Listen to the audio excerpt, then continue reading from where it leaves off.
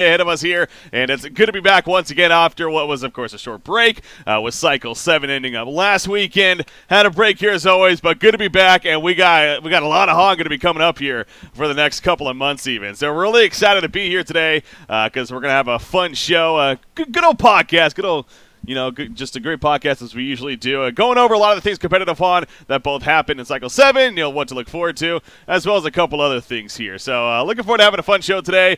As you can see, as usual, joined by a couple of co-hosts today. On today's show, joined by, the one and usual Mini Maggot. Mini, how's it going? Yeah, I'm good, man. I'm glad we're back out and doing some podcasts or just doing some Hon-related stuff. It's good to be back. Yeah, good to be back indeed, and can't wait, especially for this weekend, of course, and which we'll get into shortly here, obviously. So, Beef also going to be joining us. It's been a while, feels like, since Beef's been able to join us one of these podcasts. But welcome back, Beef. Yeah, man, it's been a couple months, but I figured I'd come back and show Minnie how it's done, as he's not been doing the greatest job here. Damn. But no, I'm just messing with Shots him. fired. We got gloves on, though. I don't know where Breaky's gloves are, but Minnie and I got our gloves, so we're doing it hard. You'd figure living in Michigan with the snowing outside and everything, I would actually have my own pair of gloves. I haven't been able to find my own pair of gloves, though. I don't know what it is, man. I just need to go get some gloves, I guess. So, just need to do it. Yeah, speaking of gloves, the one other guy that's usually on these podcasts here recently, St. Rock's, unfortunately feeling a little under the weather. He hasn't been streaming a little bit, so might have a good reason there. So he was going to join us originally, but decided it would be best if he didn't want to be, puking and everything on the cast. So we're like, okay, that's fine in the end. Going to miss him in his gloves, but, we still got a good show that we're going to be bringing to you guys. So with that said, the Honcast Podcast, as far as what this entails, the usual, again, going to be not only looking back at what happened with Cycle 7, going to be looking forward to Cycle 8, going to be previewing a little bit of the playoffs here. As far as the format, at least, going to be coming up shortly here. And again, what's going to really mean we got a lot of Hon to look forward to in the near future. And even talking a little bit about a couple of new game modes going to be coming out next patch, which is tomorrow, obviously. Boy, oh boy, that's going to be fun. Blitz mode and even the new War Effort, a.k.a. quest system, going to be implemented into Heroes of New Earth. So definitely some fun things. We're actually going to have somebody from Heroes of New Earth team, actually Burrow, lead designer on Heroes of New Earth, going to be joining us to talk about those things. So definitely have a pretty solid show planned for today. So with that said, as usual, want to kick things off with starting with Cycle number 7. And as far as Cycle 7 is concerned, pull up the brackets for you guys here. Real quickly, just give me a second. There we go. You probably could have seen all that. My apologies. Anyway, so there we go. These are the brackets, what we looked at. Of course, Sync Esports ultimately victorious in the end. We're not really surprised there necessarily, but, it wasn't the easiest trek. You see dropping several games throughout. Obviously, Reason Gaming and their effort that they had throughout Cycle 7 was definitely a noticeable thing. And but again, just that there's an idea right there as far as if you in case missed Cycle 7 or anything of it, that's how it played out as far as the brackets are concerned. So to kick it off, talking about Cycle 7 here, let's go ahead and start with our first question, our first remark even. Sync Esports, again, they were victorious in the cycle, but you could say maybe not the prettiest cycle in the end for them. I want to kind of go across here and kind of grade Sync Esports. We're going to give them a letter grade here. Go back to our school days. So grading Sync Esports and how they performed in cycle number 7. So we'll start with you first, Minnie. I don't know. Obviously, they did drop 2 games to Reason in the end, and I think for a long time, they've shown a little bit of weakness, honestly.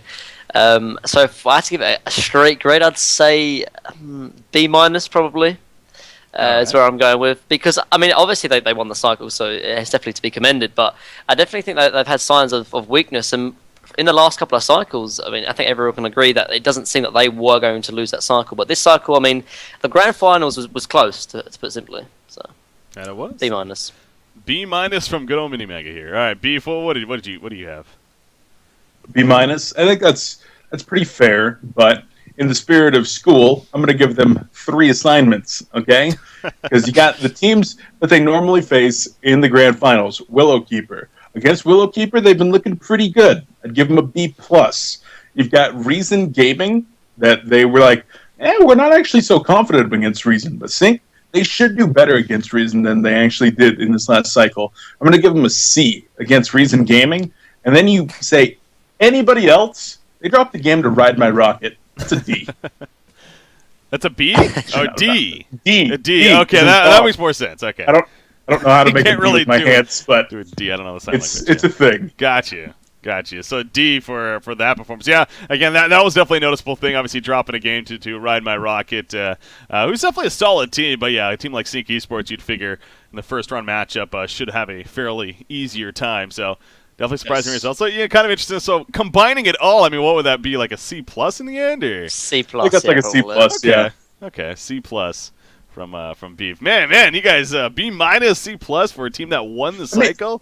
You expect them to do more. Like, yeah, that's fair. This isn't like overall. I mean, they're still the best team in the scene, so you have to give them like an A in that category. But for what you expect out of Sync, maybe a little bit underperforming. Maybe not trying so hard. Maybe kind of slacking off here toward the end of the season. But I think they'll bring it back for Thailand. Yeah, well, it's it definitely is feeling Stay Green-esque to an extent as far as dropping off a little bit in the later part of the season. Of course, then they had a little bit of a break there because they automatically but they qualified being the number one team as Sync is here, and so they had a little bit of a break compared to the other teams who had to go through the playoffs and whatnot. So there was that concern, and we saw a bit of it at the World Finals, but eventually Stay Green did take it in the end. So maybe Sync is kind of shooting for that same trek here. You could say, but so as far as myself, I mean, as far as a letter grade goes, I'm gonna go with the B, just to be a little bit different. I'm gonna just go with the flat B here, as far as that's concerned. Because again, winning the cycle in the end, definitely, impressive performance in its own right. And sure, Reason Gaming gave them a run for the money, but definitely argue that they should beat Reason Gaming. But Reason's also looking really strong themselves lately. Yes, and it's definitely a time to get hot right now, if any. So. They lost 3 games overall, which isn't the most in the end, but it's up there with the most that they've lost other than losing the cycle. Of course, that was cycle 4 when they lost to BMG. So, but I still think the B letter grade is worthy of where they're at. But, it is a team. It's going to be interesting to see how they fare going into this next cycle here and how much preparation and how much ultimately, I guess, focus, you could say, they're going to be putting into it. So, which we'll get into a little bit, of course. A little bit later on in the show. So, all right. So, Sync Esports again winning their what was this? Their 6 out of 7 cycles so far. Again, they are the number one team, and they will remain that record way. breakers. As far as the season goes, yes, that is very true. It's seasons 1 and 2 are definitely a little bit different in that sense, but not season 3 here. Pretty dominating overall. Go figure too. The only other team to win ended up being Gold this last cycle. So it's been an interesting but season. They did well. They did, which again we'll talk about here shortly. So let's go into the next question here that we got for you guys to get some discussion going. Which was more impressive for Reason Gaming? We brought up Reason Gaming, how they finished second overall. They had some impressive runs though here. Was it that they took 2 games in total off of Sync Esports, one in the semifinals and then one in the grand finals again, or was it that they defeated Willowkeeper twice? In 2 different series throughout this cycle, both in the semifinals as well as the losers bracket round 3, I believe it was, or losers bracket finals, I should say, actually. So, where they defeated them once again. They won both of those 2-1 actually. So both close series, but they took both in. So which of these 2 you guys was actually more impressive in the end? Minnie, once again. I don't know. I think both is quite impressive. Obviously, to stay off the start, but oh man, this is a hard question, but I think I'm going to go with Willowkeeper, beating them twice. The reason why I say this though is because, first of all, Willowkeeper, they have been obviously a standout team for a long time now, and obviously probably the fan favourite just because of the drafts and sort of their play style overall. But it's not the reason why I'm saying Willowkeeper is I think taking the games off of Sync is not as hard as it used to be. Because particularly now that they are the top dogs, it's kind of what happened with Stay Green as well. When you're on top position for a long time, you have that kind of... You don't have the same motivation to keep on being the best and not dropping games. And I think dropping 1 or 2 games for like the leaders is acceptable. Whereas taking 2 series off of a potential number 2, even potential number 1 team, obviously with Willowkeeper, I think to me it's a little bit more impressive. All right, Beef, what do you got? Frankly, I don't really think it matters which one is more impressive. What matters more is that Reason's kicking ass. I think that they've been just doing phenomenally lately, and I'm really looking forward to seeing them here in the playoffs. But since you asked the question, Breaky, I think it has to be taking 2 off of Willowkeeper. Closing series out is what matters. Taking a game off of somebody. I mean, last time that I really cared about somebody taking a game off of somebody was Stay Green in the middle of Season 2 when they hadn't lost a game in 4 months, 5 months, something like that at that point.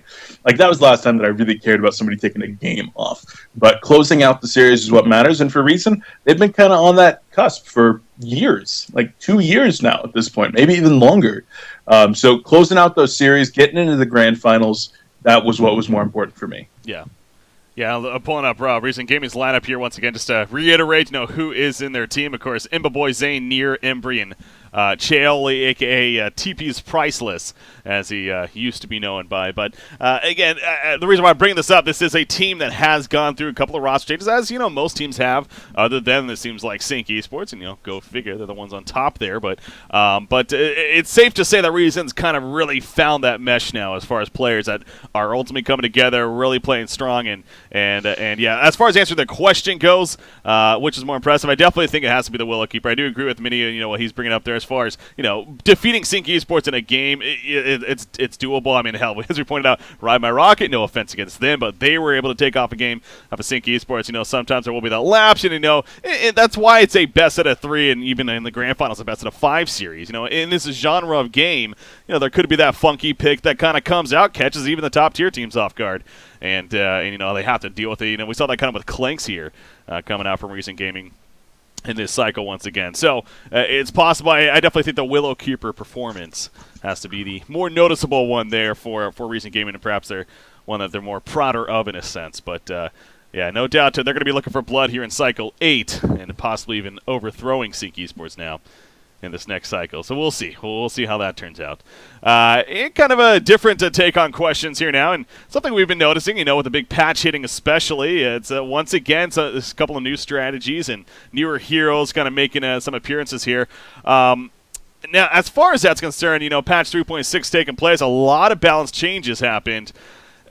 So this was the first cycle since that patch. It was a little bit of a break. Then we had the cycle happen. We definitely saw a couple of heroes that were significant as a result of the patch and kind of stand out here. I want to kind of go through it with you guys and see which hero had the biggest impact, would you guys say, as far as benefiting from their 3.6 changes that you could tell here. So, Beef, we'll start with you this time. Change it up here. Benefiting from the 3.6 changes? Yeah. Because mine, what I was going to say, didn't actually get changed. And if it got changed, then I'm not recalling the change. But it was Warbeast, who kind of hadn't really done anything for a while. Did he? What did he get changed? Well, he got the Hellhound's mana cost as well as the, what was it? Oh, that's right. Yeah, it was mana reduced on Ulti and Wolf. Yeah. That's what it was, yeah.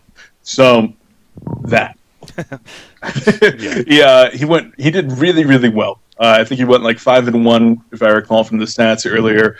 But as far as heroes that we just kind of hadn't seen before that just all together came back, Deadwood. A lot of that coming from Recent Gaming, playing him, I believe, quite a bit.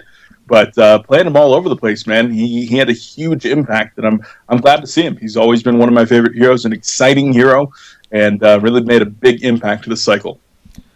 Minnie, what about you? Yeah, I mean, I definitely think Deadwood is definitely up there. I mean, that hero was never, ever picked before the buffs, and now we see him quite a lot, actually. Particularly, I think Reason Gaming love to play him in the Suicide Lane with Zane. But I'm going to say Revenant. I know me and you also sort of joke around with Revenant on cast, but, I mean, whenever we saw Revenant, it was more recently, we haven't really seen Revenant at all, but in the last couple of weeks, Revenant carry has been particularly devastating couple of games.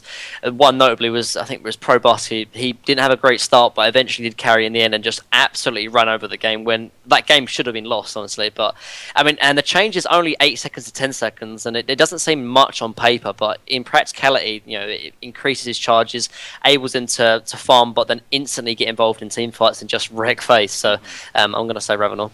Yeah, that's a fun one, man. I mean, again, as far as the stats go, he had a pretty piss poor win percentage, something like 1 in 12 even. But these changes, no doubt, got the buff in, and we started to see him have a much higher impact. Is safe to say. So yeah, Ravener's definitely a good one right there. I mean, Warbeast, Beef, you bringing that up.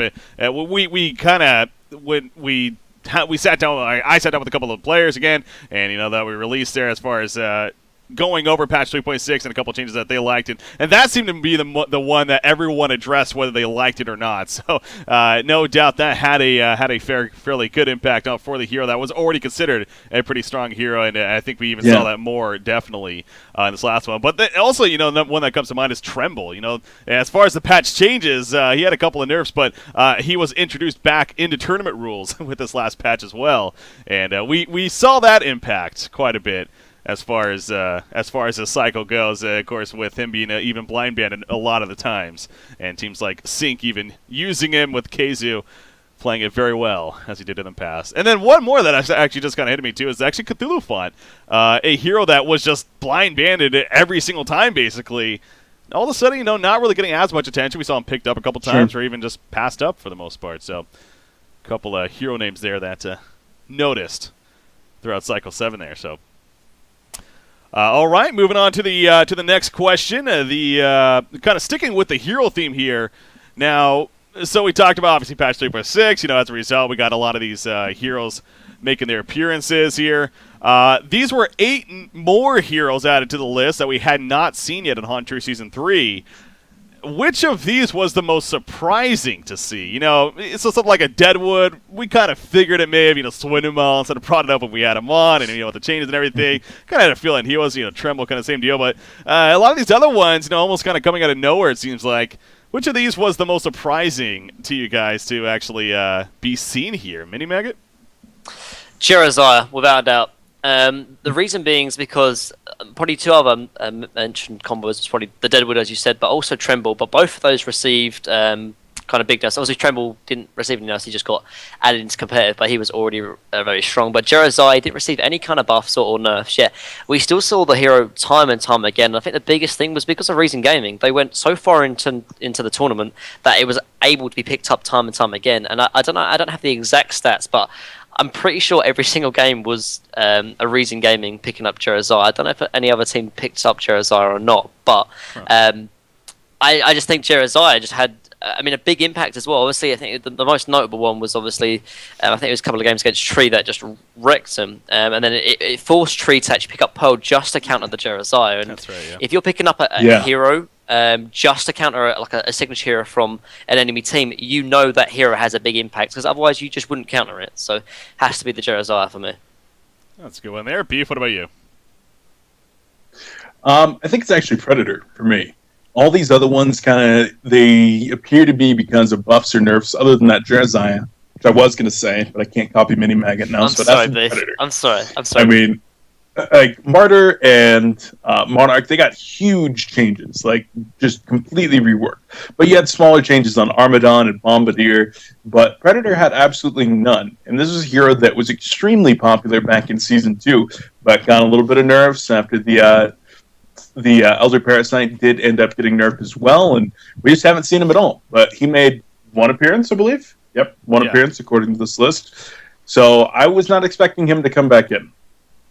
Yeah, it's kind of funny. We're talking about these numbers here, and Quincy usually on these podcasts as well. Of course, but unfortunately, he happens to be on vacation too, so missing him as well. But he did provide us with some of these stats here, so just beforehand, I'm glad that he did. But what's up? I mean, one thing that to me is a little bit surprising as well. I think Marta was only picked once. Is that correct? Marta was only picked once, yeah.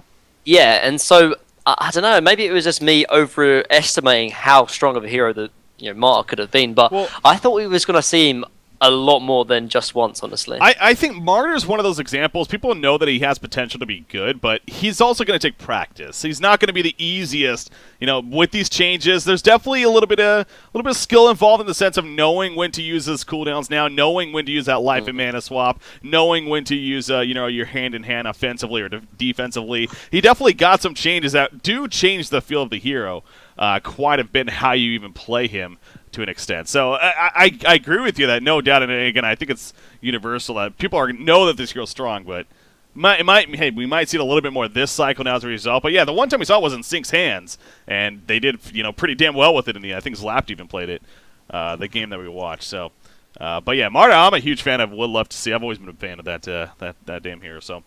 We'll see if it pops up a little more in cycle. I wouldn't be surprised. As far as mine, Jeremiah was definitely going. I'm just for me, it was just, as far as surprising goes, I'm going to say surprising in the sense, like, how was this hero not played before? Jeremiah is definitely one of those, as you brought up. But Bombadier's another one. It's just like, he's on this list, and I just feel that's just so weird. I mean, this is a hero that has he has the global presence, he has solo laning presence, he has a lot of burst potential, obviously, a very strong laner in general. Why not? Why isn't Bombardier actually a hero that has been picked up more than we just saw in this last cycle? Is a question that I have, I guess. But yeah, man. Well, to be fair, whenever we saw Bombardier, or I think it was even Thunderbringer that we saw quite a bit as well, is because when I think BMG were still on the scene, or the old BMG, and they were running a lot of tri-lanes, and having that Bombardier or Thunderbringer, for the global presence is just so impactful. But now tri-lanes, I mean, we do see them from time to time, but it's less so. We see a lot of different things, a lot of versatility and a lot of variance. And Bombardier and Thunderbringer, they're just very, very sort of squishy, and now the meta as well, there's a lot of active movement and can easily get susceptible to ganks and stuff, so you don't see it that much. But I do agree with you, the hero is still good. It's just, I think you have to find the right game for him, and it's very, very risky and hard to sort of find whether this is the right game for him, per game basis, for example. Yeah, there's just other heroes out there that perhaps fit the role better, you can ultimately say. So it was a pretty big buff though, like to his actual the sticky bomb, like the radius. It's actually like significantly larger now, even just bumping it up that 25. Yeah. So I remember when they made the change to that, you can now apply it to like teammates as well. So the idea of initiating with it, that was pretty cool. Is definitely a viable option. But I mean, it's just that he's still quite hard to lane. Like you always want to lane in 1v1, but I mean, it's just hard to always get that perfect matchup. And regardless of how much you buff him, exactly that's always hard. But all right, well. Anyways, so that was one that definitely stood out to me as far as, hey, this first time and pretty crazy. And speaking of heroes that, we're getting down the list. In fact, we'll talk about it a little bit later here, but there's only 9 heroes now that have not been played in Season 3, which is absurd. We'll get into it. We'll get into it later, don't worry. I'm so eager for I know. All right, so as far as finishing off with Cycle 7 here, and kind of leading into Cycle 8. We're looking at the standings now, and again, we haven't really focused too much on these throughout the season, especially earlier on. It's not as significant, but now that we're kind of starting to close out here, kind of going over what we're looking at, and you have a team like Sync Esports. Obviously, they're going to be number 1. Willowkeeper is secure in number 2 spot. I was doing the math. And they are secure no matter what. But it gets interesting after that. So, looking at the standings here, what is anything really kind of stand out to you guys at looking now going into Cycle 8, what could possibly happen? What are you looking forward to? BMG, again, mathematically, they're in a fairly good spot, but they're not technically guaranteed third. If, say, they finish last, and I think Nullstone or even Reason Gaming ends up winning the cycle, they could possibly fall down. So anything kind of stands out to you guys here, looking at these standings? Beef, we'll start with you. As you said, I mean, we gotta watch out for maybe Reason Gaming taking a sneaky cycle off. But realistically, the way that the playoffs are actually set up here, these standings, they don't matter too much except for that cutoff between, I believe, 9th and 10th, which means you go from the winner's bracket in your group into the loser's bracket into your group.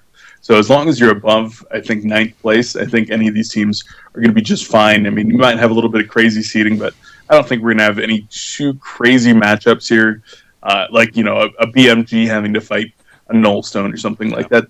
It's simply not going to happen with the way the standings are actually set up here. So I don't know. The standings aren't too crazy for me. I think it's actually going to be more interesting to see who actually gets into the playoffs, because it does go all the way down to the number 13 spot, something like that. And we do have some teams that might not participate or might be disbanding or whatnot. So we'll get to see some new faces, which is always interesting. You might recall we had teams like Shrek is Love, like Twisted Fusion, like Willowkeeper that did make their standout performances in last season's playoffs. That is very true, yeah. So we'll see which teams may be that. And you bring up a good point about disbanding teams.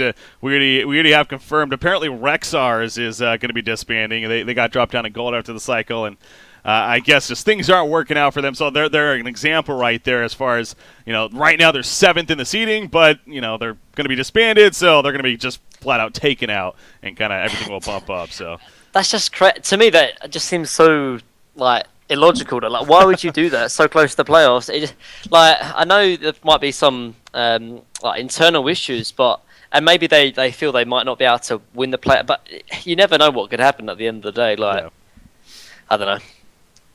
Well, it is what it is.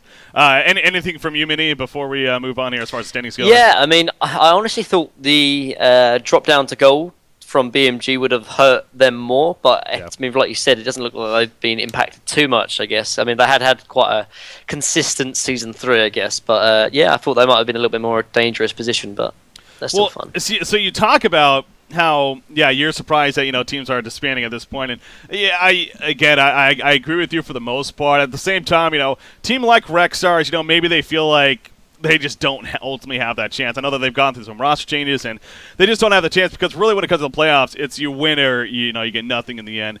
It's obviously the winner goes to Thailand. Everyone else, it's just GG, well played, but that is it for the season. So, excuse me there. But you have a team like BMG, where when we heard that, especially when they got dropped down to gold, it was like there was talks about them just flat out disbanding, and it was just like, wait, I mean, you're a quality team. You still have some quality players, and there's definitely more out there that you can pick up, which they ended up doing. And you're in a good spot, as you noticed, and you brought up here. They're in that third-place spot right now and very, very likely going to finish there as a result of how things may play out. So they're going to be in a great spot. This is a team that can compete, so it's good that they stayed around because, hey, wouldn't that be something if all of a sudden they're the ones that end up winning it all?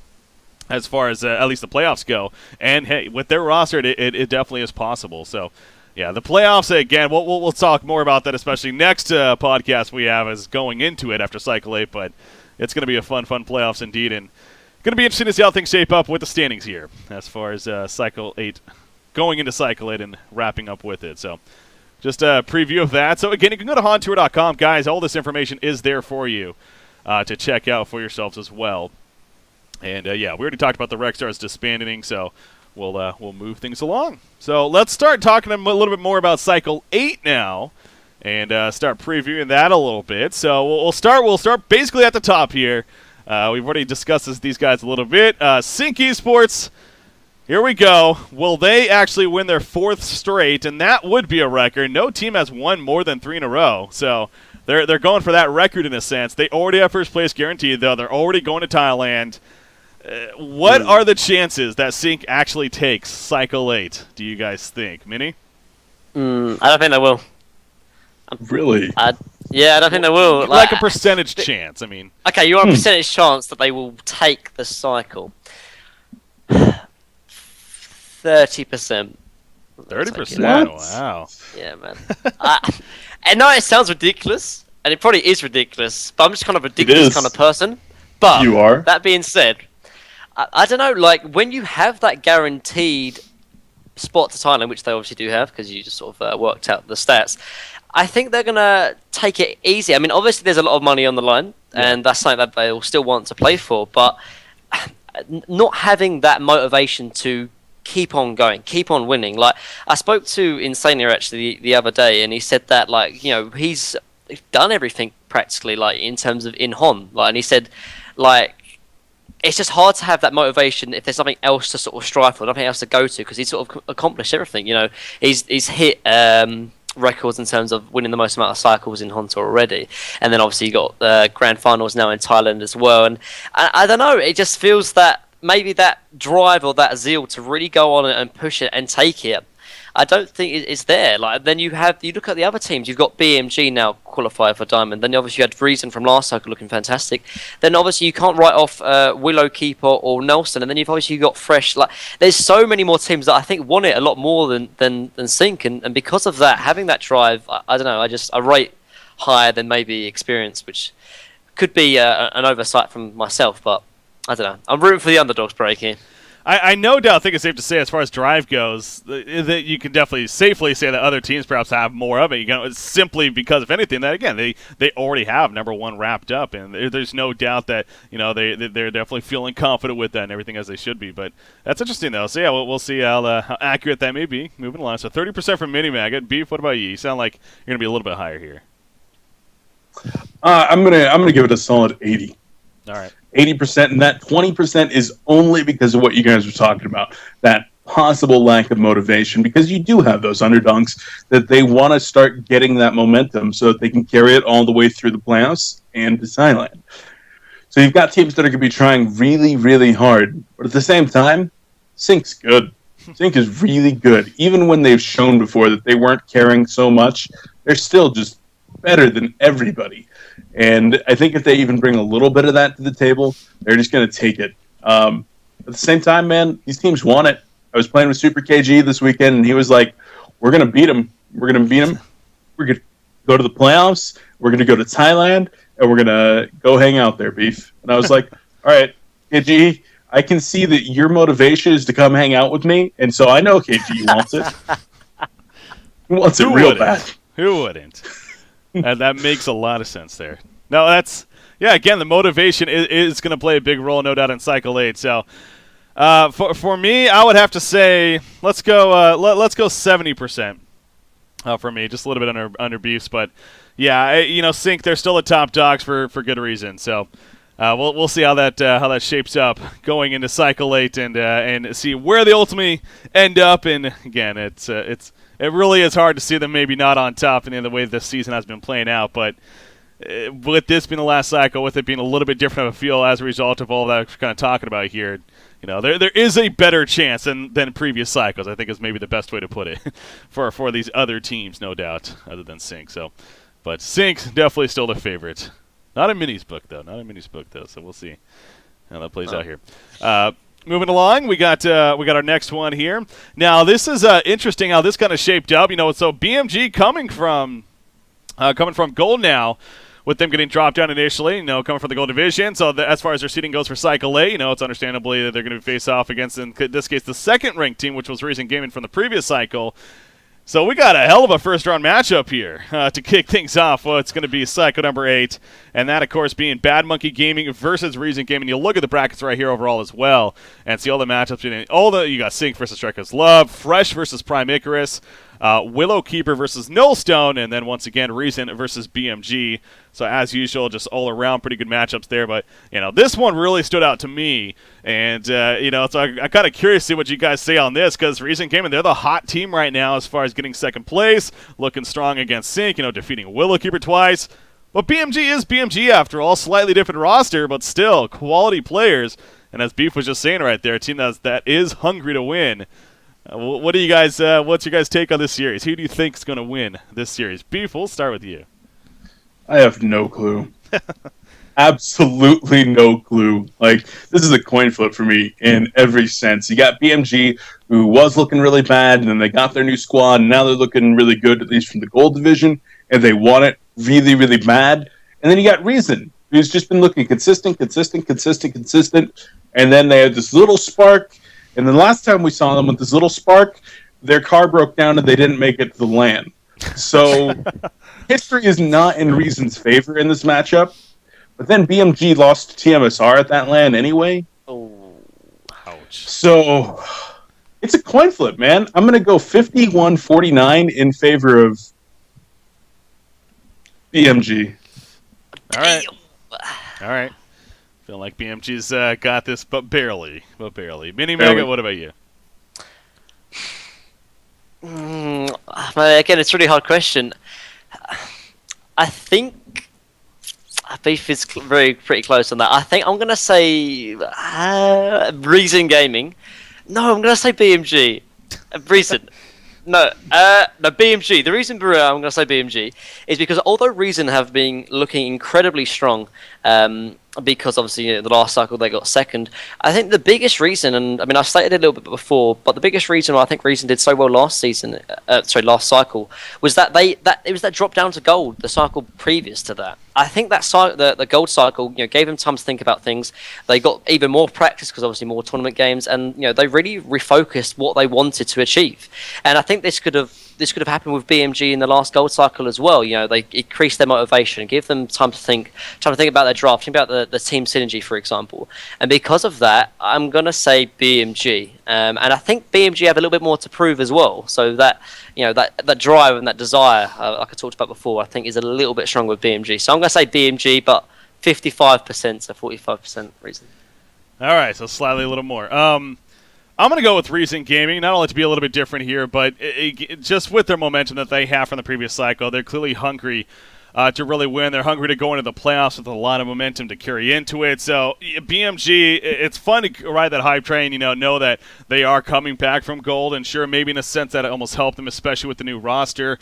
But I think Reason Gaming, they really are just looking very strong right now and playing it very well and taking it even more seriously than BMG perhaps. Again, I don't really have facts to back that up, to be honest. I'm not sitting here watching them practice and watching their scrims and everything, how much they're even doing of that, but it just feels like that Reason Gaming is definitely on the ball as of late, and they're taking things very seriously. So I would have to go with Reason Gaming in this series, but I think it's safe to say this is very likely going to be the series that we do cover for our first round matchup, and for good reason, because it's going to be a great one. Would not be surprised to see it go the distance in that one. So that's going to be a good way to kick it off with Cycle 8 again, starting this weekend, 12 p.m. Eastern, 1800 Central European Time. Well, right here, as far as the next question goes, now this is kind of an interesting take here. Now, not which team do you think is going to win it, but which team do you think is it the most important to win Cycle 8? Which team needs to win Cycle 8 to maybe gain that momentum going to the playoffs, or, to really show everyone else that they are here to compete, or, whatever. Take it how you will. But so with that question, which team do you think needs to win Cycle 8 the most out of every other team? Minnie, we'll start with you now. What, is in the whole cycle, or just between BMG and Reason Gaming? Sorry. Oh, the cycle. That's okay. As a whole, okay. Yeah. I think it's got to be... It shouldn't be Sync, because I think Sync, they know that they're already good enough to... Obviously, they're going to go to Thailand, and I think they're going to perform very, very well there. I think it's going to be the team that qualifies to Thailand. I don't know which one it is going to be, but whoever wins that cycle, if it's not Sync, they'll go to the playoffs, and they'll go to Thailand. And so because of that reason, that will be the one. If that makes any sense. So you're not going to actually give a team, you're just going to say the general idea. Damn it, Breaky. I'm going to say... it's just so hard to say that, because there's so many good teams. You can't say a team. You can't say a team. Yeah.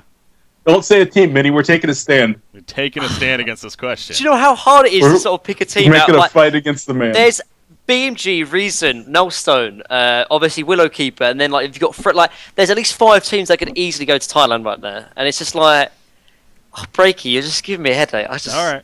I can't. I'm sorry. We're taking a stand. I get it. I get it. It is tough, and that idea though. So you just think though overall, whichever team wins Cycle 8, as long as it's not Sync, is very likely going to win the playoffs. So that's it's that momentum game, and you're saying, all right, fair enough. So B, if you're sticking with that. Sticking with the... No, I think it's more important for Reason. Okay. I don't know why Minnie couldn't come to an answer, but I think it's most important for Reason. Nice. Right. I think they finally got some momentum, and they need to capitalize on it. Otherwise, they're going to fall into obscurity for another entire season. So, you heard me, Imba Boy, and Zane, and everybody else. I want to hang out with you guys at a LAN. There you go. Go win stuff. Because I've never met you because your car broke down. So Reason Gaming, important for them to win this one. That's definitely a good point, to keep that momentum, because it seems like they have been a team that's been here before in the sense of looking really strong, and then all of a sudden they just fade off right away the next week. So that's I'm going to say Willowkeeper. It seems like they've been dying off a little bit here as far as the later part of the season goes. A team that was a very dominating second-place team for the longest time. As their ending results haven't been that second place now for these last couple of cycles, if I'm not mistaken. I believe they got third both these last cycles here. Or maybe they even got fourth at one before. But anyways, point being, it seems like they've been dropping off a little bit. So I think Willowkeeper getting a cycle victory here would really help push them into the playoffs, and a team that is very worthy of doing so. So there you go. I was able to answer it. Another kind of going back to the heroes now, as far as what we were talking about earlier. This is another interesting one in the sense of now looking forward So, as I said earlier, there's only 9 heroes. There's something, what is it? We're at, I think, 126. I mean, there's 3 or 4 that aren't even eligible for tournament rules, so take that out. But still, something like, it's 120-plus heroes that are eligible for tournament rules, and only 9 of them have not been played in Haunter Season 3. Pretty crazy stuff. Anyways, of those 9, which of these on the list do you guys think actually has the best chance of being seen? The list goes Artesia, Artillery, Bramble, Emerald Warden, Gravekeeper, Grinix, Hammerstorm, Nomad, and Forsaken Archer. Those are the 9 heroes. Minnie, you seem pretty... How has Bramble not been picked? I don't know. Well, is it what? Is that out the whole? I'm pretty sure that he has. I'm pretty sure Diglett picked him. Was it in Diamond though? I don't know. I don't know. So this is season 3, right? Season 3. This is according to Quincy. This is what he had. Quincy's stats probably dodgy, Quincy. most likely. But Bramble, without a doubt, that hero is incredibly good. Like, I'm not even trolling. Like, when I was talking about Carrier Curse, forget Bramble is really good. Like, and the best thing about him though is that the hardest thing of why I probably don't see him is his sort of laning phase. You can't really laning solo short because he's not really a carry.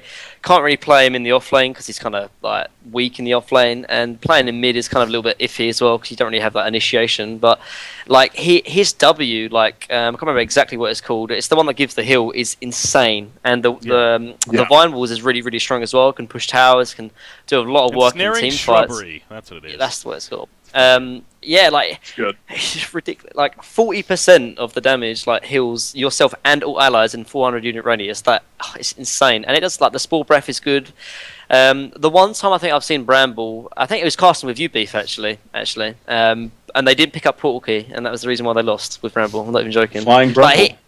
And I think they picked up Helm Black Legion and what was Icon of the God? No, it wasn't Icon. Anyway, it was something else, but they didn't pick up Portal Key, and that was the reason why they lost. But the hero is incredibly strong, and I don't know. I'm believing Willowkeeper are going to pick it up. Fuzin or Boxy, if you're hearing me, just play one for the team. Right. Who cares about winning the cycle? Just make it happen. You could definitely win a game with Bramble, though, that's for sure. Beef, anything else on the list, or is Bramble for you as well? I love Bramble. One of my favorite heroes. Love to play with him, but he's not my choice. My choice is Hammerstorm, and it's not because I think the hero is good. It's because people think the hero's good, and then they lose with him. Yeah, I've been permanently scarred by managing B-Kid. And B-Kid would always just pick up the Hammerstorm and then get 600 GPM and then lose. Called it the curse of the Hammerstorm. It happened at Haunter Grand Finals. It happened at multiple lands. Hammerstorm is not a good hero. He has one spell, but you think he's a good hero because he's got a ton of damage and a cleave, and he's got a really nice stun, and he's got lots of stats and stuff, so he can pick up a portal key, and he's just a naturally big, buff, tanky, just damage-dealing dude. But he sucks. Don't pick him. Don't do it. But I know somebody's going to because they're going to fall into the trap. They're going to be the next curse. Next victim of the curse. That's what's going to happen. It's that time of the season, yeah. It is. It's playoff time. People are going to be like, oh, I can get a giant Tempest Hole, and then I'm going to go cleave them all with my Hammerstorm. No, you're going to blink in. You're going to forget to pop your Shrunken Head. You're going to get one auto attack off. Your Shrunken Head's going to fall off, and then you're going to get kited and do no damage. Oh, I can get a 4,000 crit. No, you're never going to get an auto attack off. God. Oh, please. I'm scarred. Why don't we have big really podcasts more often? He needs to be a regular, man. Those tough times, man. I feel for you. I'd give you a pat on the back. I was there. I'd feel for you, man. Yeah, that was honestly one that I really was thinking about, but since you kind of played that one up, I'm going to stay away from good old Hammerstorm there.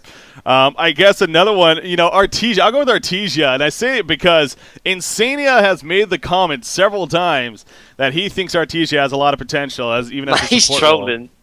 Hey, this would be the cycle to do it, I feel like, especially for them in their situation. So, and he is the captain after all, so...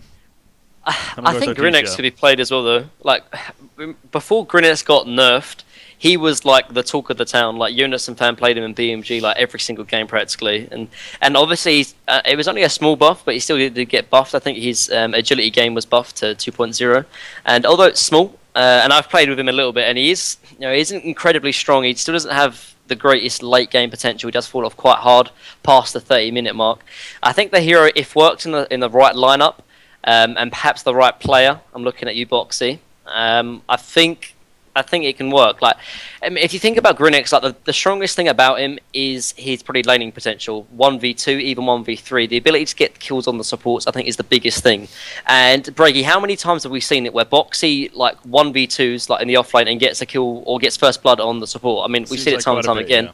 Exactly, and if you have him on that hero again, like I can assure you, he's going to get more and more, and that could snowball off of that. And I don't know, and maybe if they pick up like some negative armor as well, like even like a pestilence. I know we don't see all these heroes, like it does a lot of work, and I don't know, maybe it needs the right player, the right draft, and the stars to align, Breaky. But I think we could see it happen.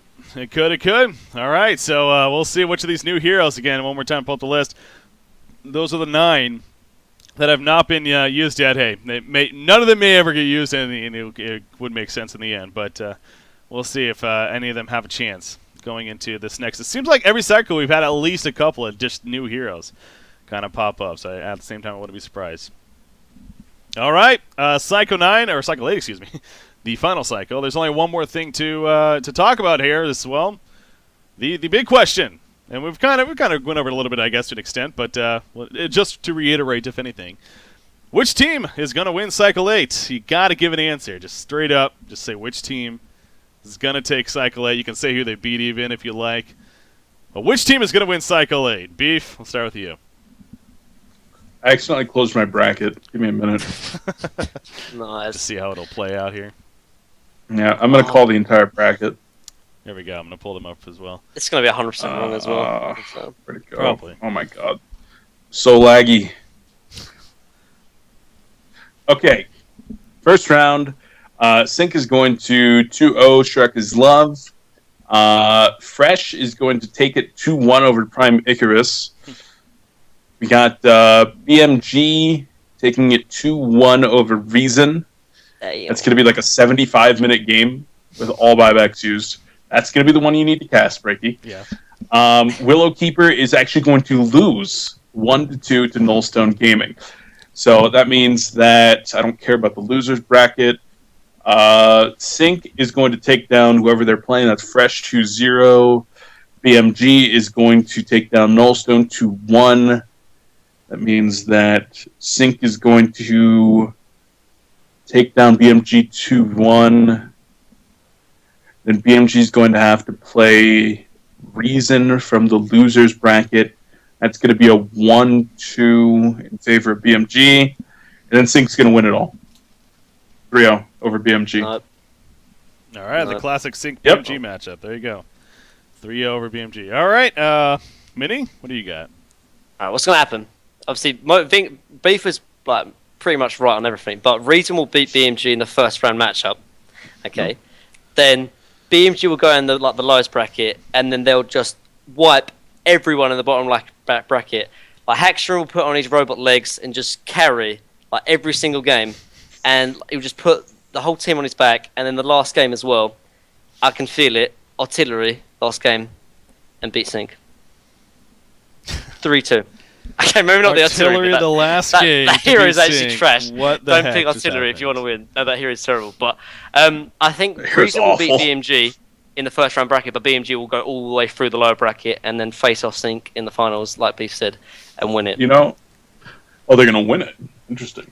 I mean, Swindle always used to say that coming through the loser bracket was a guaranteed victory in the grand finals.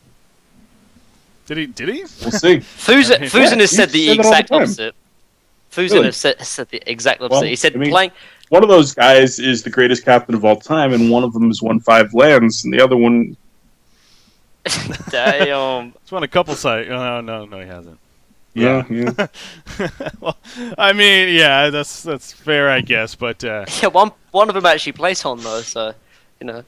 Dang, and then there's the backfire, back and forth. I like it. You gotta watch your back, Mini Maggot. All right, Sync Esports is gonna win Cycle 8. There you go. There's my short but sweet answer. Hot Beef. This is a hot. All right, so there you go again. Cycle 8 starts this weekend, guys. 12 p.m. Eastern, 1800 Central European time, as usual. Now, moving along here, kind of getting near the end here, but a couple other things wanted to bring up, and this being the first one of them. So again, in case you missed it, guys, the format and the schedule was released. I believe it was even over the holidays, if I'm not mistaken. But anyways, for the playoffs that are going to be coming up. So again, we got one more cycle here, but here's the format, here's the schedule as far as what to expect. So it's going to be the two different groups. Again, 2 through 13 are going to be moving on, pending some disbands and whatnot. Sync Esports, who was the number one team, they're automatically going, but the other teams will be playing in this playoff format to ultimately play to see which team will be joining Sync from our region at least. Going from the World Finals. Once again, too, it is going to be in Thailand and BidTech, the same area as well, and you got a breakdown also of all the teams that are going to be making out from around the world, including, of course, from Thailand, CIS, China, Malaysia, Indonesia, the Philippines, and then there will even be a wildcard team at the event. On top of that, that's going to kind of last-minute qualify in a sense. So, crazy World Finals, a lot to go on, but again, focusing on the playoffs here. Pretty active schedule, a lot to be happening. Excuse me there. So it's going to be a good time again. It pretty much starts right after Cycle 8 finishes as well. I believe that weekend it finishes, and then that next Tuesday it's going to start as far as round one of the playoffs with that winter bracket semifinal match. So we get right into it. There's going to be very little break, so that's why we're saying we're really excited, especially for this time. Got a lot of good haunt going to be coming at you. So just giving you guys an idea of what to expect. Beef, is there anything else you want to maybe add to this here? It's going to be a lot of content, man. It's like 6 games a week, and then you got nice best of threes there, and all the groups and stuff, and then the semifinals and the grand finals, single elimination. I really like that because that's like the playoff bracket from the playoffs. Yeah. So you got to keep that single elim. Like that's when it matters, right there. Do we know It doesn't look like the semifinals are best of 5. It looks like they're best of 3 according to the schedule. I think they're best of 3. Yeah. Yeah, but it's going to be a straight best of 5 for the grand finals, which is sick. I always love that. So I'm really excited about this. As always, I wish it was kind of smaller, just like a little bit. I feel like there's maybe a few too many teams here, so we're going to have some kind of washes in the first early matches of the losers bracket. Yeah. But the winners bracket matches and all the qualifying matches to the playoffs are going to be sick. Yeah. It'll eventually get really, really good here. That's for sure, as far as the playoffs go. So, yeah, again, that's going to be kicking off right after Cycle 8, guys. We will have, I'm sure we'll do some kind of preview show as well, perhaps right after Cycle 8, maybe that Monday makes sense, leading into the playoffs. So look forward to that as well. Let's talk about this one more thing. I've got a couple more things in total, but one more thing here. And this one more thing that I'm going to bring up first is going to be the power rankings. We went through and did our power rankings here, so we'll go over that pretty quickly right here. Give our take, who we voted for, and why, perhaps even if you feel necessary. But we'll start with Mini Maggie here. He's gonna be the first one that just happens to be on the list as far as his top 10 goes. So there you go. You see it on your screen. You got Sync, Reason, Willow Keeper, Bad Monkey Gaming, Nullstone Gaming, Fresh, Shrek is Love, Prime Icarus, Night Raid, and Ride My Rocket. There you go. There's your top 10. So why here, Mini Maggot? Yeah, so obviously there's not much to talk about. Obviously Sync's going to be number 1, that's guaranteed. For Reason, I think although they've only had one good showing, which obviously the last cycle, I think it was the biggest thing of why I put them number 2 is the mindset or the mindset change. When they dropped down to gold and they came back, they sort of risen from the ashes break like a phoenix, and now I think they're most likely the top dog to sort of take it in this cycle as well. I still think BMG will beat them because I think they had a more recent mindset because they dropped down to gold. I think dropping down to gold is probably the best thing that any team could have done. Yeah. I'm not even joking. I think it's the biggest thing. And as BMG did it last cycle and Reason did the cycle before, BMG had this slight advantage over them because of that. And Tree, obviously, I still think because of past experience and past matchups that they're number 3. The Nullstone, obviously, some good sort of players on the team. Fresh, they're a little bit sort of shaky around. Obviously, they've got Pro Bosk on their team, but a lot of new and maybe inexperienced players. Same goes for Shrek, although I know they've been streaming a lot, and they've got Nox on their team as well, which I think puts them above PI, Night Raid, and Ride My Rocket. All right, so you really do favor that BMG team all the way up there, number 4. despite what they've done recently. So we'll see if that works out going into against Cycle 8 here for you. Next one on the list, actually, well, happens to be me. So, all right, I'll go over here. So as you can see, I got Sync, Willowkeeper, recent game, and I still have Willowkeeper second. As I always talk about, I like to go from at least a good amount of time here from looking in the past. So, sure, Recent Gaming right now is maybe the hotter team, but I think overall with what they've done, Willowkeeper has to be in that second place spot for still. Obviously if things may change after this cycle now, especially if Recent Gaming finishes much better than them. But they did even defeat them twice, so a little bit of me is like, okay, maybe Reason should have been ahead, but I don't know. I still just like what Willowkeeper has done overall. Will Reason Gaming continue it? We'll have to wait and see this cycle. Nullstone 4th. I got Fresh in that 5th spot. Then I got BMG in 6th. Again, obviously a quality team and great players, sure, but dropping out of gold. I understand the idea of coming back from gold. Supposed to resurge you, perhaps, and we may see that, but for right now, couldn't put them higher than that 6th spot. Not deserving, in my opinion. Prime Maker is 7. Ride My Rocket. I've been pretty impressed with them. They of course, got dropped down to gold in the end, but they took a game off of each of their opponents in those two series, so each of them went the distance, including Sync Esports in that first round. So looking forward to see what more they can do moving forward. Night Read in that 9th spot. Good old USA, second team there. And then Soul Air Club, actually, a team that's been making a splash, especially in that gold division. And looking forward to seeing maybe them in the playoffs here. And what they can possibly put together could be one of those dark horse teams that could go some distance. We'll have to wait and see. But anyway, so that wraps up my top 10 there. What happened to Shrek is Love? Yeah, man, Shrek is Love. Did I not have Shrek on there? Wow. Okay, then Shrek would have been 10 for me. I apologize. Man, Nox, man. Blood Hunter Dawnbringer. It's gonna camp. Don't even know what you're doing right now, Reiki. I honestly thought I put them on. I'm actually a little shocked I did not. Wow. Okay. You called me out on it. Yeah, so we'll put Shrek as in the 10th spot for being realistic there. There we go. All right, Beef, here we go. Yours. You had Shrek on yours, so that's okay. See, Reiki, for years I listened to this podcast, and you waited till the end to show the ones that were right. And today you knew that I was right, so you waited to put me at the end, and I appreciate that. So here's the one that's correct. There's not a whole lot of justification needed because it's right. I've got 3 up there still in second because of their consistency. Reason they ascended, they went past BMG because BMG dropped the gold, but then BMG came back up. So BMG's 4th. Reason they just got 2nd. They looked really good, so they jumped up quite a bit from mine last time. But Tree's still there in the 2nd. They've been consistent over the last 5 cycles or something like that. So I've still got them way up there. Nullstone, got Fresh, PI. They're all kind of hanging out there in the middle. I do not approve the change to the name Fresh. I liked Dawn. I like the one after Dawn. Did not like the name Fresh, so I'm a little bit upset with them about that. I got Night Raid on number 8. They're ahead of the rest of the teams that aren't really anything too much to talk about because USA.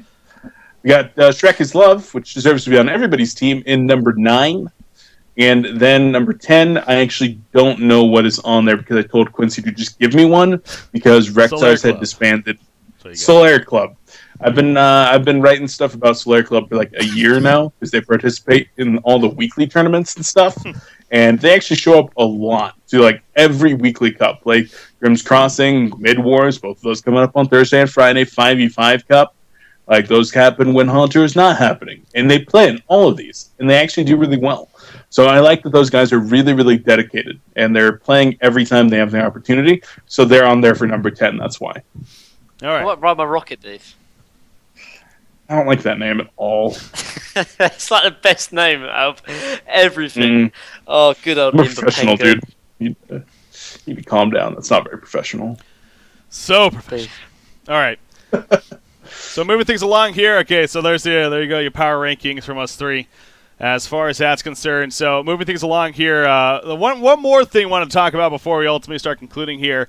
And actually going to bring on a guest here, but before we do, just a quick preview. Uh-oh. So, yeah, going to bring on a guest, so just be prepared for that. One thing we're going to be talking about is this patch coming out. It's a pretty big patch in the sense of content. We got a couple of things, both Blitz mode and the War Effort are going to be coming out. Blitz mode, the new crazy mode in Heroes of New Earth. I think that's the easiest way to explain it, just pure craziness. You can watch the video, get more information on that, and we'll also have Burrow on here in just a sec to talk about it too. And then the war effort is basically a questing system, ideally, a system that helps you, be active daily in a sense. Do some quests every single day as far as certain mini missions in a sense, and earn rewards as a result, and keep you coming back and having some fun with Heroes of Newer. So definitely a couple of great features that are being brought into Heroes of Newerth here. So with that said, I'm going to be bringing on Burrow now, as he's known by. Burrow, are you there? Yeah, how's it going, guys? Going pretty good. Good to see you, Burrow. Good to, not really see you, just hear you, I guess, in this case. Well, I can see your face. Works out. A couple of those guys there. There you go. So, we're bringing you on. We're just kind of talking to the podcast here, the crowd that Blitz mode and the war effort, both major things that are coming in this patch tomorrow. So, you excited to see how these work out in the end? Yeah, I'm very excited. I've actually been playing Blitz mode and testing for a while now, and it is a lot of fun. So, that is going to be something really exciting for Han. Yeah. So with that said, we'll start with Blitz mode. Again, if you haven't watched the video, guys, here I'll link it in chat real quickly. Check out the video if you haven't. It pretty much gives you a good explanation of what it's about. But as I put it, it's just pure craziness in a sense. Blitz mode. What are you most excited for seeing with Blitz mode? Let's start with this. What is the idea behind Blitz mode? Why implement Blitz mode into Han? Well, WTF mode was always huge in Dota and just drew, random fun crowds to play casual games. And so this is just a little more of a focused mode of that. So some of the mechanics are there's 80% reduced cooldowns, 80% reduced mana costs, 40% reduced stun duration and debuff duration, bonus health and mana regen, auto attacks deal double damage, and all heroes gain bonus attack and movement speed. So the game is just Heroes of Newerth kind of on crack. Yes, that sounds like my kind of game. Oh boy. So, as far as that, so as you put it, there's like these number changes in here as far as balance is concerned to an extent. With what was the idea behind adding, like the 40% debuff duration and the 2 times attack damage? Why some of these balance tweaks in this mode? Why not just be like go all out? Okay, we're just gonna do crazy stuff and whatever. Well, we wanted to make as many heroes viable as possible, and going through testing. You have heroes like Behemoth that without the reduced stun duration, he can just permanently stun an entire team with his fissure. He's already blocking off the entire team with his fissure, so we might as well, allow that and allow people to move around. The auto attacks, the attack speed and movement speed was made for auto attack heroes. So obviously 80% reduced cooldowns and mana cost make heroes just spam abilities constantly, so we wanted all of the heroes to have a chance. Yeah. So your Hammer Storms are going to be shooting their stun out and coming up, and they're going to actually, as opposed to what you said earlier in competitive, Hammer Storm is going to be pretty good over here. Yes. That's the idea. All right. So now, so you made some tweaks and balances here, of course, to get a plethora of heroes in the end, but it's safe, as any mode, there's going to be just really strong heroes. Is there one that comes to mind that you think may be pretty popular in this mode? There is one. One stands out way far above the rest, and that is why the mode will be blind ban. I don't expect to see him in too many games once people figure it out. But that will be Monkey King. Yeah, Monkey King. It's pretty crazy. Like you said, I've been fortunate to do some testing as well, and oh my gosh, that hero. It's just crazy. He's already such an annoying hero to play against in normal games, let alone when he's just doing it even on, well, as you put it, almost on crack there in a sense. It's just going crazy with it. So, that's going to be fun to see how much of an impact that has. But as you point out, okay, so it is going to be a blind ban. So similar to how Mid-Wars works right now, where everyone gets their own ban, correct? Yes. Okay. All right, so now the other big feature that's going to be coming in is the war effort. The war effort, again, more of an idea of trying to get players to, come back daily and play some Heroes of Newerth, have some fun with that, and also earn rewards here. So what is the idea with the war effort? Why implement the war effort here? So the war effort's got a couple reasons. The main reason is to just kind of get people more of a reason to play Han on a regular basis.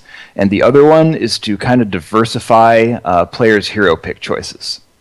So we don't want to make this you have to log in every day in order to get your quest and your reward, but we're going to be giving over a cycle, which is about 28 days, players will receive 14 different awards that they will complete quests in order to get these awards.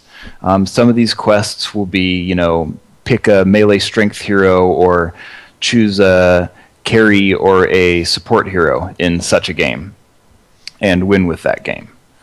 So players are going to be able to get up to 5 of these rewards at a time. So you can log in, and if you only play on the weekends, you'll be able to come in and then have 5 different awards that you can just pump out some quests and get your rewards.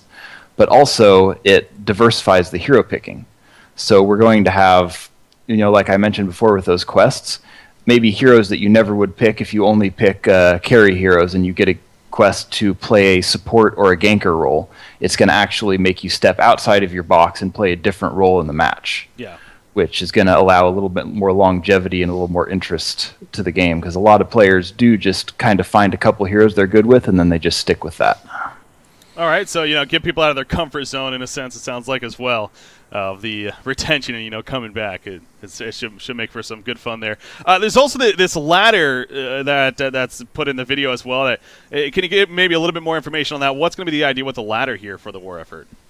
So quests are going to be a permanent thing. Whenever you're playing the game, you will have quests, and as you complete quests, you're going to have a point total to the ladder ranking, and the ladder will reset every 28 days, and the higher you get on the ladder, the more rewards you're going to get at the end of that cycle.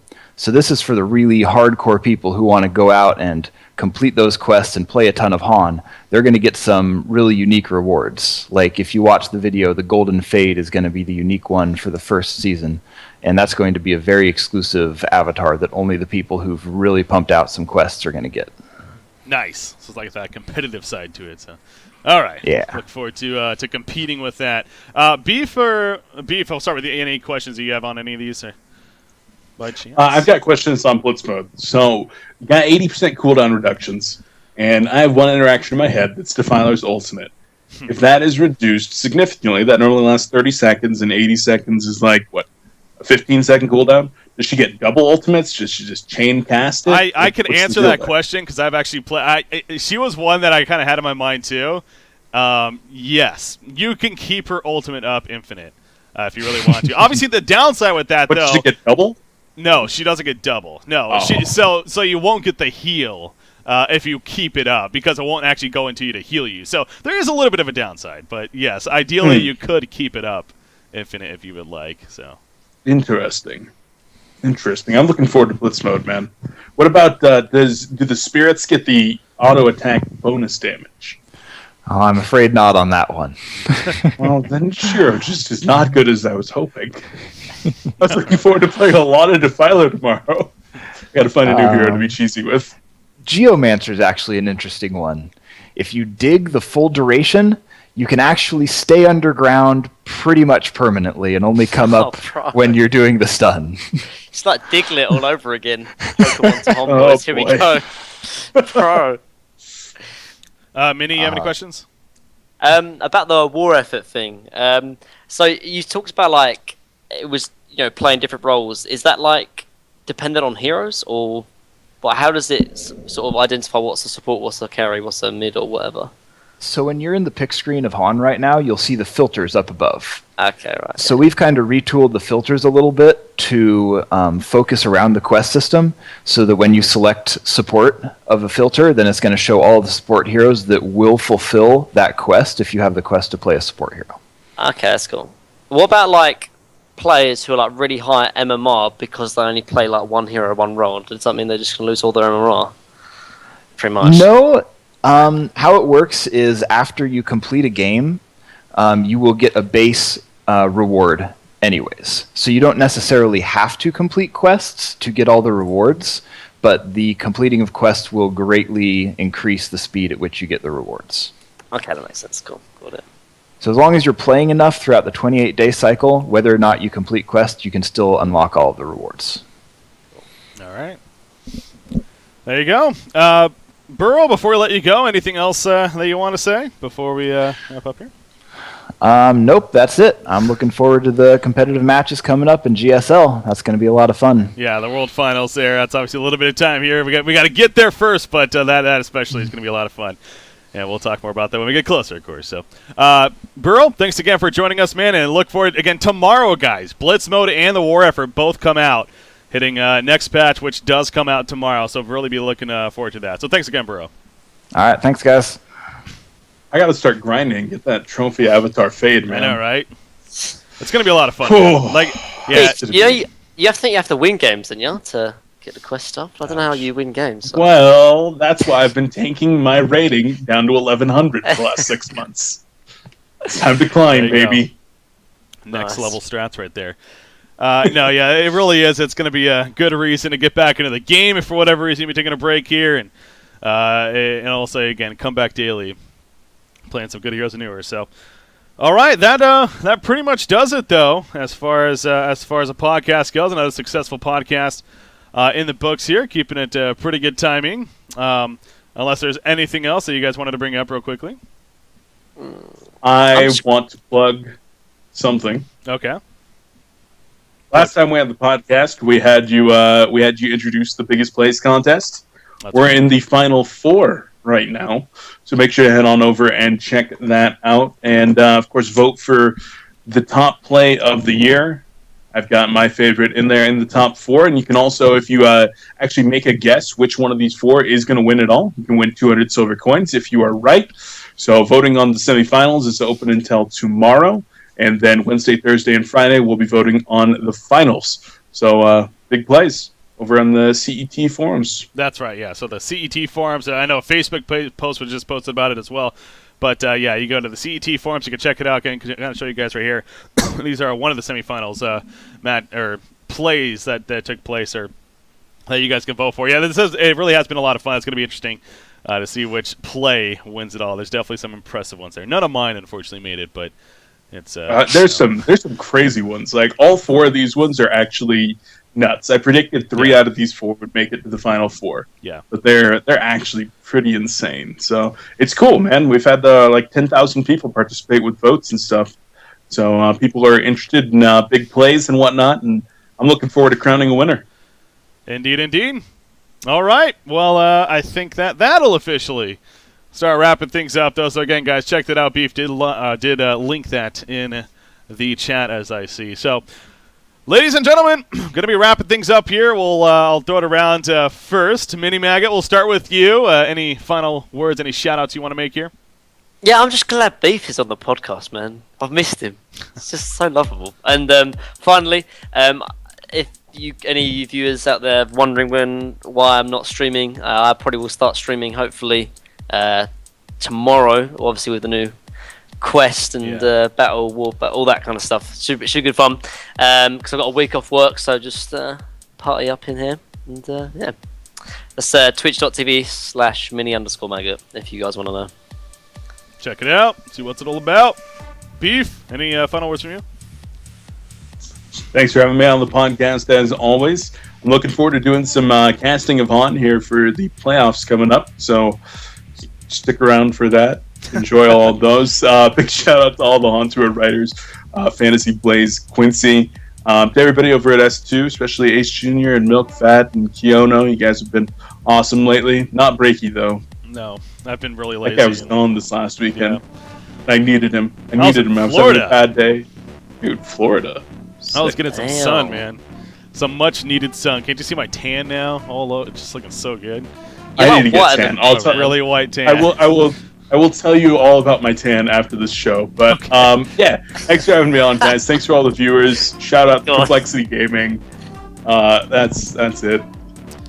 All right, ladies and gentlemen, shout out to you guys for tuning in as always. Shout out to Burrow for coming on and joining us to talk about Blitz Mode as well as the war effort. And again, guys, that all comes out tomorrow. And speaking of streaming, I may be making my comeback as well as far as personal streaming goes, especially with these new modes coming in. So I'll keep you guys updated on that as well. But if anything, on Tour Season 3, Cycle 8, we officially wrap up the regular season this weekend starting 12 p.m. Eastern, 1800 Central European Time.